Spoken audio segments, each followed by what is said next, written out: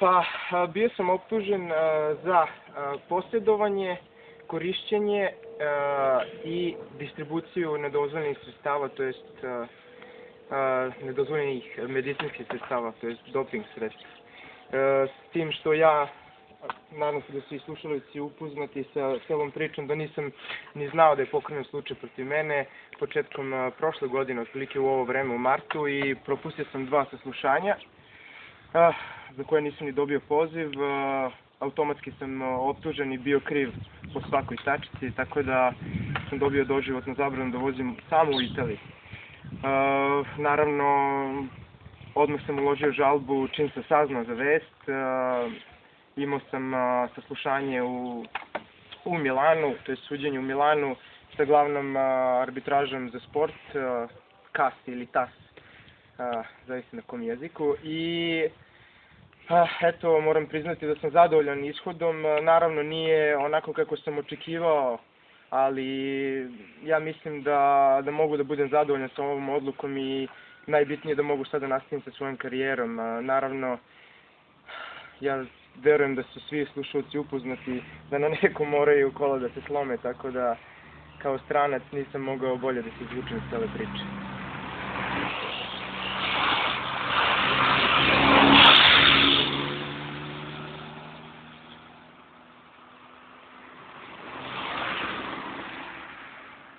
Dvogodišnji sam u Italiji, naravno, kao što sam rekao malo pre, sam komentar advokata Konija bio je mi vama verujemo, sve je to lepo što ste vi nama rekli, ali mi određujemo pravila i naravno ne možemo da izađemo iz priče mi kao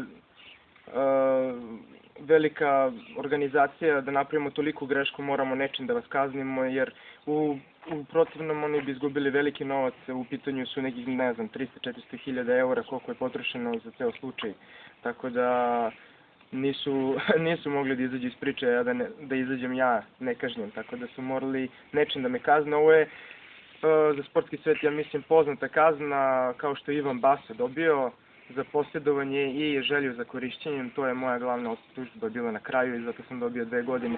To se tretira kao da sam bio pozitivan na nekom doping testu, a nisam bio. Jednostavno, tako su pravila da na osnovu te optužbe mogu da mi daju 2 godine, što sam i dobio. Ali, kao ponavljam, to važi samo za Italiju, tako da ja moju karijeru mogu da nastavim u bilo kojoj drugoj zemlji. A za početak nastavljam je u Partizanu, mojom bivšem klubu, da.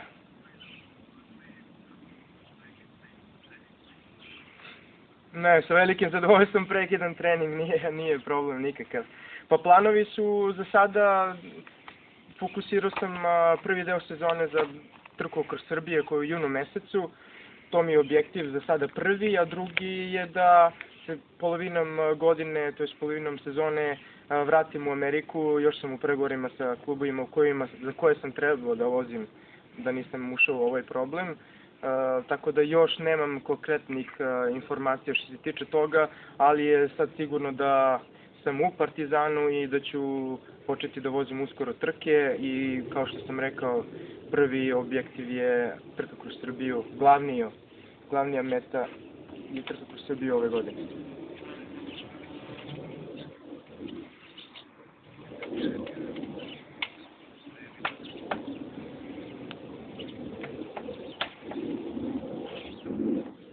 Hvala i sportski pozdrav svima.